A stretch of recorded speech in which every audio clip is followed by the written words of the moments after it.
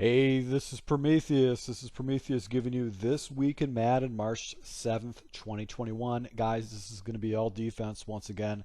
How to run different types of defenses, basically how to be better at man coverage, how to set up man coverage, and why you should be using man coverage and match coverage.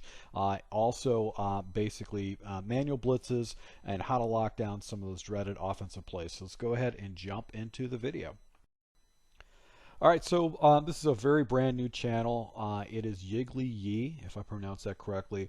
Guys, if you are looking to start a YouTube channel, or if you have an established YouTube channel and you want to blow it up quick, you need to follow his format. He has a phenomenal format on how he does his videos. His videos are very short. I just want to share with you, I'm pretty much not cutting any of this particular video outside of his intro, which is only a few seconds. This is a great video, that a format you want to do if you are an up-and-coming YouTuber and you're looking for ways to get your channel to blow up, because he gets to the point. He's got excellent tutorials, articulate, really good. So let's go ahead and take a look at this. He talks about how he shuts down the play action boot play that's been the meta on Madden. What's going on, Yeet Nation? We're back with some Madden 21 defensive tips, and today we're going to be in gun bunch tight end, but more specifically PA boot over. And week and lead, we've seen this play over and over again, and head to head we've seen it multiple times, and it is a very frustrating play to stop. But don't worry, today I'm going to go over exactly what I do in order to stop it. So of course on the offensive side we're going to PA boot over, and on defense I call 3-3-5 wide. Why do I do that?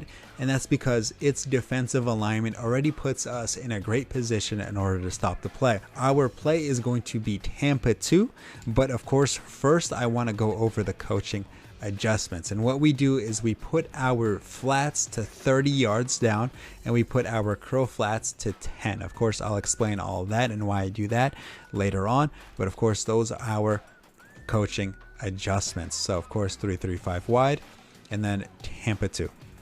So this is what the play art currently looks like. The three receivers on the left side of the field all run routes that beat man and are able to get underneath and over any zone in the game. So that already makes it very frustrating to guard in itself. But when you add the delay fade ran by Greg Olsen, that's where the frustration really kicks in. But don't worry, we got answers on the defensive side. So we already set our cloud flats to 30 yards. So Ronald Darby over here, he is going to run up the sideline, and he is going to account and take care of the Y crossing route. So we also need to now account for DK Metcalf's deep post, but we already have that taken care of with Landon Collins' deep half across the sideline. So that only leaves Tyler Lockett and the delay fade that needs to be accounted for. So what we're going to do in order to account for all of that is we're going to double tap right on the D-pad. So we're going to do that, double tap, and what that does is that brings up the quick adjustments on our screen. And then of course you guys could see our three linebackers have little buttons on top, and we want Michael Kendricks, which is the A button, and what we want is to put him on the curl flat that we previously already set to 10 yards in our coaching adjustments. So we do that, we set him to the curl flat. As you guys could see, that is what the play art currently looks like. So Michael Kendricks, is going to account for the little slant route that the B receiver runs. So now that leaves us to account for the delay fade, which of course needs to be manually guarded, because if you man him up he won't guard it, and of course he is able to get open on almost any zone. But the only last adjustment we are going to make is to account for Russell Wilson. We want to put a spy up there because he is going to roll out. So what we're going to do is we're also going to double tap the quick adjustments once more, and we're going to get X, which is Montez Sweat, and we're going to put him on a QB spy, and we do that by flicking left on the right thumbstick. And then once he rolls out, we are going to click the right thumbstick down. And what that does is that sends the closest defender to the quarterback. And since Montez Sweat is on a spy, he is going to be the closest defender. So he's going to be the one that gets sent to the quarterback. So of course, I am currently running two controllers with one person. I cannot execute this properly, but don't worry, I have some live examples that I'm going to break down and show you guys what it should look like. This is the play art, and this is exactly how I stop this very frustrating play. We have it set up, and we're leading the zones to the sideline. We sent the spy just a half second too early. He got caught up on the offensive line, but everybody was so locked up that we were able to make a phenomenal user lurk as the receivers bounced back to the middle of the field. He flipped the play on us right here, so we reciprocated it, was able to get it set up. We sent the spy just in time, and he was lucky enough to barely able to get the ball thrown away. So we did the same thing to the other side, and he tested the 30-yard flat, and Jalen Ramsey just swatted that out of the building. So one more time, we led the zone to the sideline, came back down to the delay fade, and were able to make a phenomenal user lurk. One more time, we sent it down, went back to the delay fade, and then Jalen Ramsey had a little block party, just swatting all the balls that he possibly could. And then of course we sent the spy at a phenomenal time, and he was just getting sacked left and right. So if you guys did enjoy the video, please All right, so this next YouTube channel is T Davis, 5,000 subscribers. He is a pro player, so he is in the know on what is the meta. He knows about the meta before it actually happens. So this is a good channel, once again, to subscribe to T Davis, because he is a competitive Madden player that has been very successful in the pro level tournaments and stuff like that. He's going to talk about match coverages and why you need to implement match coverages into your defensive scheme to be more successful. So let's go ahead and jump into this video, but take a look at T Davis's channel. It is definitely something you want to subscribe to for great tips. Today we're going to break down how to run match defense effectively here in Madden 21. You know, lately we're heading into March here, but match defense has been super popular, super effective on the pro circuit in the competitive scene. A lot of pro players running this. I think it's probably the best defense in the game right now, just because it confuses the opponent so much. If your opponent hasn't seen match defense a lot, it can really catch them off guard. They can get really confused. So it's a great thing to mix in, definitely. And I think right now you can run it, you know, I would say at least 50-40% of the game. Of course, I like to mix up my coverages, but match defense is just so good, so great, and definitely add this in to your game plan. So let's go ahead and show you guys how to run it. And it's very important that you follow this first step. So a lot of times, and we're going to run it out of the 3-3-5 wide here, but first, most important thing is with your coaching adjustments. I know how a lot of you guys, and the coaching adjustments are great. When you want to run zone defense or even man, mix in some zones, definitely have these curl flats, you know, on 20 yards, flats on 15, whatever the case may be, whatever zone drops you like, do it for that type of defense. But this is very important. Listen, when you're running match defense, all your zone drops have to be on default. You can't have any of your zone drops on any yardage. They can't be on 0. They can't be on anything. They have to be on default in order for the match defense to work. So once again, the curl flats need to be on default when you run match defense. Otherwise, they won't. The zones will kind of cancel out, or the match will cancel out, and it'll turn into a zone defense. So you have to have your zone drops on default. That's number one thing, most important. Now let's get into it. We're gonna break it down versus the most popular plays in the game, formations. So 3-3-5 wide. Obviously, what I like to do is come out in 3-3-5 and audible over. I'll sub in safeties here at the linebacker spot and audible over to the 3-3-5 wide to get more speed there at linebacker. But just for the sake of the video, we're just gonna break it down out of cover 4 show 2. So that is a match defense, the cover 4 match. Now remember I said you gotta have it on default, so we're gonna come out in that. Now offense first, we're gonna run the trips tight end. We'll go over curl flat, as that's probably the best play in the game right now, the best play in trips tight end that everyone is running. So we'll break it down first versus that. Now what I like to do first here is press. I always move my D line to opposite the running back side, so that allows me to kind of blow up the inside zone right here with him if I have to, like that. Now the only adjustments I like to make here is you always want to blitz your user. I'm not gonna, because I'm using 2 controllers, but make sure you always blitz your user, right? So that way you can have more guys in coverage on the D line. You need 3 guys blitzing, like for the game. So the game needs to show 3 guys blitzing, but just in your user blitzing obviously helps in coverage as well with the being able to lurk better. Helps that ball hawk when you have a blitzing angle with your user. So, but for the adjustments, I like to put my linebacker that's blitzing here, and I always have man align on and the coaching adjustments so that they line up correctly here. But with the linebacker on the left there, I like to either man him up or put him in a vert hook. I'm going to put him in a vert hook here, so it takes away that left middle. Now, most important thing I think for trips is with this guy right here, I like to have the fastest guy possible here. Murphy's not that fast, but if you sub in a fast guy at D-line right there, I like to either put him in a vert hook as well, so I have 2 vert hooks to the middle outsides, or I'll man him up on that running back, because you know the angle route out of curl flat is very good. A lot of times in trips, guys will use their running back out of the backfield, so that's what I'll do. Then of course, remember, we're gonna be using him in the middle here with the blitz angle, but for the sake of the video, because I'm not going to be controlling the defense, I'm just going to put him in a mid read or a hook curl, because that's really what I would be doing anyways with my guys, just guarding the middle of the field here. So I'm going to go ahead and do that. And now let's take a look at what the defense is going to look like here. Of course, we're in the curl flat play, as you guys know, one of the best plays in the game. Let's go ahead and run it, see if anything gets open. And as you can see there, everything is just an absolute bag. Of course, with my user there, I would take it and watch the quarterback if he's going to scramble out. Not a lot of escape artist abilities in this game, so guys won't really run with the quarterback. But let's take a look at this coverage. Because of course you can blitz that left outside linebacker if you wanted to. You can put your D lineman on the right there and a spy if they start to scramble out. So you can take that away easily. But let's just take a look at the coverage on this play. So what's the money route in this play? It's either the angle route usually, or this post route to circle here. And if I can get onto him, you'll see, look at this coverage. The strong safety on the right side. So the opposite side basically turns it into a cross man situation, where he mans him up across the field, just latches onto him. That's a complete bag. They're not going to throw that. Obviously, you have a fast guy there. You can put a guy with good man coverage if you wanted to in that spot, but absolutely bags that.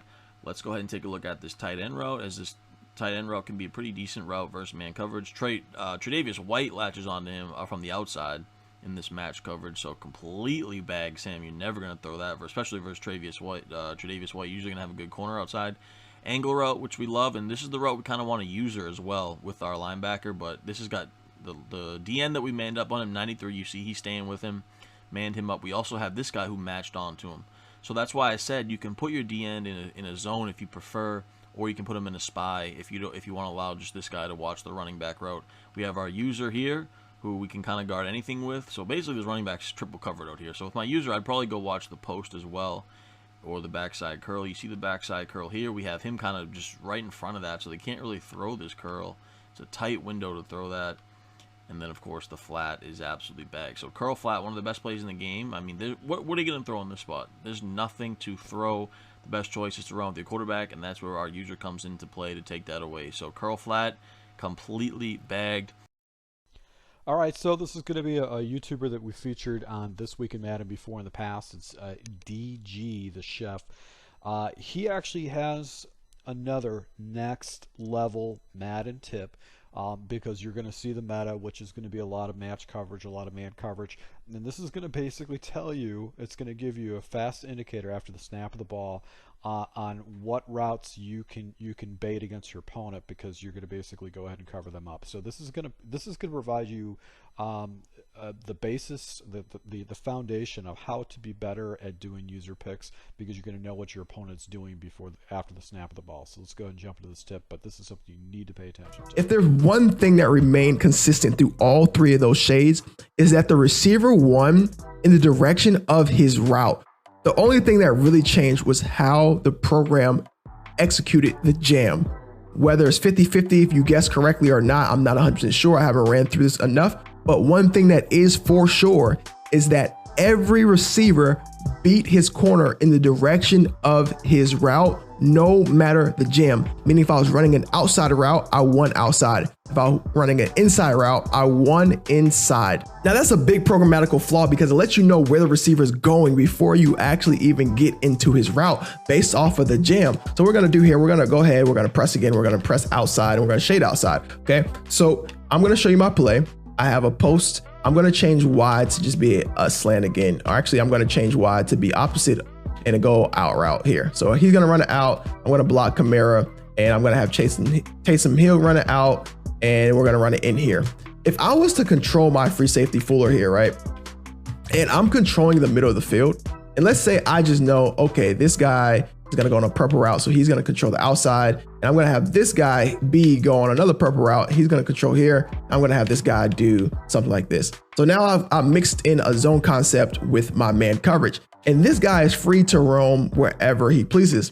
Well, now I know that this guy has a purple route, whether it's set at 15 or 25 or wherever you set it out. I know this guy also has a purple route set at, of course, 15 or 25. This guy is going to be covering mostly this side of the middle of the field. Now that I know where everyone is going to be on my defense, I can tell where I need to be as a user based off the releases that are happening with the receivers. I can tell if I need to be down low or if I need to be back deep, and where I need to be based off of the releases of the receivers. So let's go ahead and watch this. So Kyle Fuller will come down. I can read those receivers and I can say, okay, he released inside. He's at about 15 yards. He has to be running a post. Let's look at the replay because I know that happened really quick. So here I am using Kyle, right? And if we were to just zoom out here, look at all my receivers beat their DBs in the direction that they're running their routes. He's running an out route, he beats him outside. He's running a post route, look where he beats him inside.